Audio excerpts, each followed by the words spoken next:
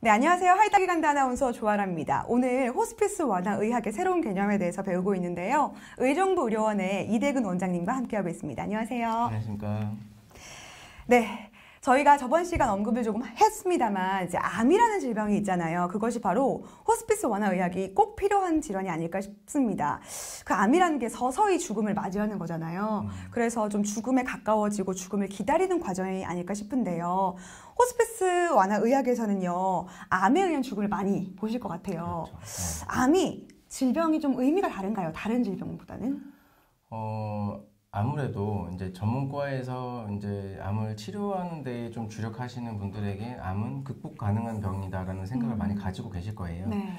저는 이제 완화의학에서 이렇게 보다 보면은 암은 죽음의 과정이라고도 생각이 많이 듭니다. 죽음의 과정. 예, 그 이유가 이제 옛말에 이제 생로병사라고 하죠. 네. 태어나고 늙고 병들고 죽는다. 근데 무슨 병 걸려서 죽을 거냐라가 그러니까 이제 의사들에게는 좀 핵심인데. 네. 암을 걸려가지고 죽는 경우가 사실 거의 압도적으로 많습니다. 병사에 있어서는. 네. 그 체감상으로는 굉장히 많습니다. 이게 좀 더 정확하게 데이터로 나눌 수는 없지만. 그래서 뭐 그런 측면도 있고, 인간은 또 어쨌거나 영원히 살 수 없지 않습니까? 결국은 죽음이라는 과정이 오게 될 건데, 그런 과정 중에 하나가 아닐까, 암이 그런 과정 중에 하나가 아닐까라고 생각하고 있습니다. 네, 그런 과정을 겪고 있는데요. 이 죽음이요. 암 환자들을 보면 죽음으로써 가족과 헤어져야 되고요. 또 마음의 준비를 해야 되고요. 또 가족분들이 또 그 죽음을 지켜보면서 있잖아요. 그런 것들이 굉장히 좀 준비하는 과정이었어. 마음의 준비를 해야 되고 기대를 좀 솔직히 안 해야 되는 것도 있잖아요. 말기암 환자 같은 경우에는요. 그렇죠. 그래서 죽음을 준비하는 과정이 준비를 한다는 게 굉장히 받아들이기도 힘들 것 같아요. 그래서 굉장히 슬플 것 같은데 어떻게 생각하세요? 슬프죠. 죽음은 당연히 슬픕니다. 슬프고 이제 제가 보면은 호스피스 완화를 하다 보니까 이제 제가 성인 소아 호스피스는 제가 안 하고 있는데 제가 어쩌다 보니까 제 어린 연령은 한 18세를 보내본 적이 있어요. 네. 젊은 분들을 보내면 더 슬퍼요. 더 슬프고 어쨌거나 자기 주어진 천명을 다 못한다는 생각이 물론 그게 천명일 수도 있겠지만 네. 어쨌거나 더 살 수 있는데 돌아가시는 분들을 보면 너무 안타깝죠. 다만 이제 나이가 많으신 분들이나 이제 그런 분들은 좀 의미가 좀 틀려지긴 하지만 젊은 사람들은 너무 슬프고 물론 그렇다고 슬픔에서 뭐 경중의 차이가 있는 건 아닙니다. 누구나 슬픕니다. 죽음은 다 슬픈 겁니다. 그런데요, 선생님, 선생님이 생각하는 암은 어떤 건가요? 이렇게 질병으로 따지는 게 아니라 어떤 병인 것 같아요? 원래 가정학과 의사를 하면서 검진을 하면서 암을 조기에 발견하고 저 같은 경우 이제 내시경을 하면서 이제 뭐 조기 절제, 예를 들면 용종 절제나 이런 걸 하게 되면 이제 암 1기보다 더 전 단계가 있어요. 네네. 칼시노마 인사이투라 그래가지고요. 암이 이제 태생하고 있는 단계가 있어요. 그럴 때는 용종 절제만으로도 완치가 되거든요. 네. 이제 내시경, 대장 내시경을 하면서 그렇게 완치가 되는 경우도 제가 몇 번 겪어본 적이 있어요. 그러면은 이분 정말 나한테 와서 내시경 안 받았으면은 네. 정말 몇 년 안에 가셨을 수도 있는데 제가 이분을 완치를 시켜줄 때 굉장히 보람차고 네. 한 그런 가정학과 의사로서의 일을 하다가 저는 완화 병동을 하면서 이제 완화 의사로서도 이제 역할을 하게 되는 거죠. 네. 이렇게 이제 딱 봤는데 내시경을 딱 봤는데 이거는 도저히 뭐 어떻게 절제가 안 될 것 같이 굉장히 커다란 암이 자라고 있으면 사실 진단하는 그 순간부터 머릿속에 사실 보여요. 변기가 보이고 이분 치료를 더 해도 사실 어렵겠다라는 생각을 진단하는 순간부터 이미 하거든요. 그래서 3차 병원에 보내게 되면은 뭐 이제 뭐 잘 치료돼서 오시는 경우도 있고 그렇게 뭐 선물도 가져오시고 이런 분들 있지만 치료 더 이상 못하겠다 해서 완화병실 입원시켜달라고 해서 오는 경우도 있죠. 사실 어떻게 보면 암 치료가 거의 대부분이 돼버린 삶을 살고 있는 상황이 돼버렸고요. 네.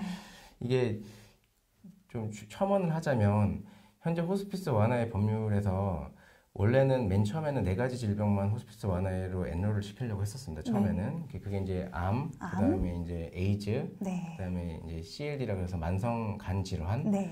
그다음에 이제 COPD, 그래서 만성 폐성 폐질환. 네. 이 4가지 질환만 처음에는 이제 완화 호스피스의 영역으로 들어오자라고 했어요. 처음 만들 때는 이렇게 만들었지만 사실 4가지 이 병의 어떤 경과가 너무 틀려요, 사실은. COPD나 에이즈 같은 경우는 관리를 잘해주면 훨씬 더 오래 사시는 경우도 많고 임종기라고 판단했는데도 갑자기 소생하시는 경우도 있어요. COPD나 뭐 이런 만성 반질환 같은 경우는 네. 그래서 또 더 사시는 경우도 있고 하고 한데 이제 어쨌거나 현행에서는 모든 질환에서 사실 완화 호스피스 서비스를 다 받을 수 있도록 지금 현재는 바뀌었습니다. 아, 언제부터 바뀌었어요? 아마 제가 알기로 2019년부터 그렇게 바뀐 걸로 알고 있는데 네. 현재는 저도 그렇지만 암 환자만 받고 있습니다. 현실적으로. 이유는 이제 지금 의료 체제상 재반 여건이 모든 환자의 임종기를 다 돌볼 만한 여력이 안 됩니다. 여력이 안 되고 병실이 그렇게 많지가 않습니다. 네.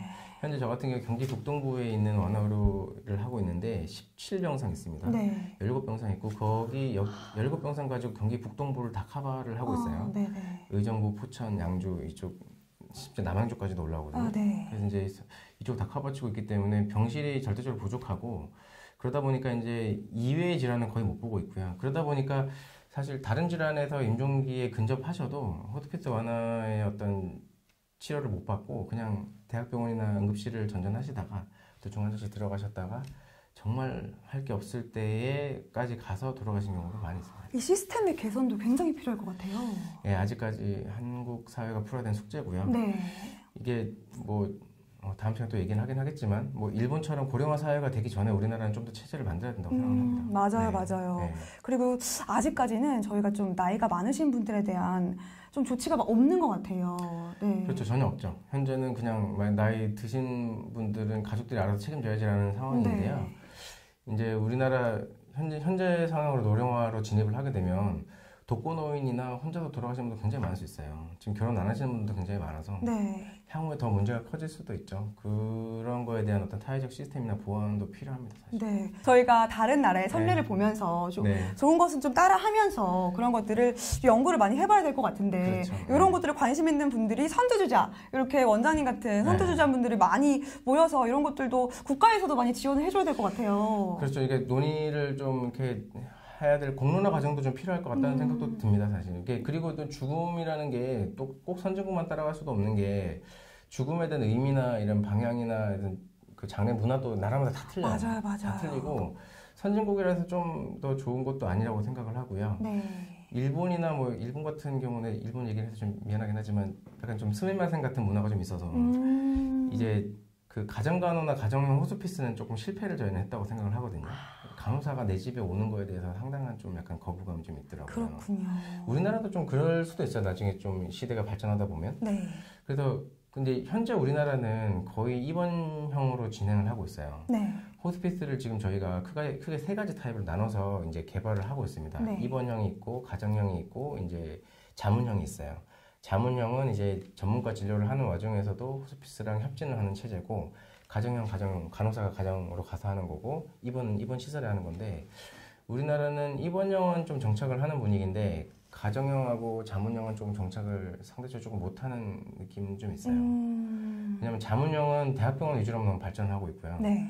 이게 자문형이 대학병원 위주만 돼서 좀 문제가 될 수는 있어요. 왜냐하면 대학병원은 끝까지 치료해야 되는 병원이거든요. 그 와중에 호스피스를 자문을 보내면은 이게 환자의 입장도 좀 그렇고 보내는 의사의 입장도 좀 난처할 수 네. 있죠.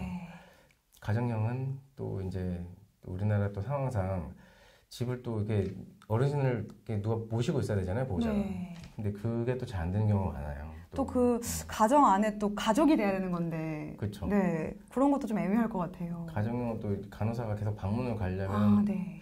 이제 암 환자분도 혼자서 생활이 가능해야 되는데 생활이 가능하지 않으면 또 시설을 와야 되고요. 네. 그러니까 생활이 가능하지 않으면은 이제 보호자분들이 케어를 해야 되는데 보호자가 케어를 못 하시고 일자리 나가셔야 되는 경우도 많이 있고 이러다 보니까 이제 가정형이 좀 애매해지죠.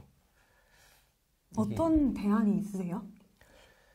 이거는 사실 좀 공론화가 좀 필요할 것 같기는 한데 현실적으로는 제일 빠른 방법은 우리나라 요양병원의 요양시설들을 수준을 좀 높이는 방법이 제일 빠르긴 한데 네.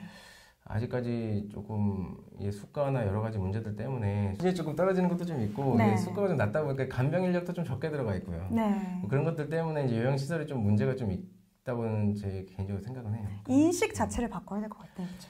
그게 인식이 개선되려면 네. 사실 확연하게 좀 좋은 서비스를 받고 있다는 느낌이 들어야 된다고 저는 생각을 하거든요. 네. 이제 보호자나 또는 환자 자신도 내가 집에 있는 것보다 시설 들어가는 게 나는 더 낫다라고 생각을 느낄 정도의 서비스가 제공이 돼야 되는데 현재는 그러니까 현재 수가상으로는 터무니없이 좀 부족하죠. 그리고 이제 돈 많이 내고 내가 죽을 때까지 계속 입원해 있을 수 있는 돈을 많이 지급할 수 있는 능력을 가진 노인분들이 그렇게 많지도 않고 네.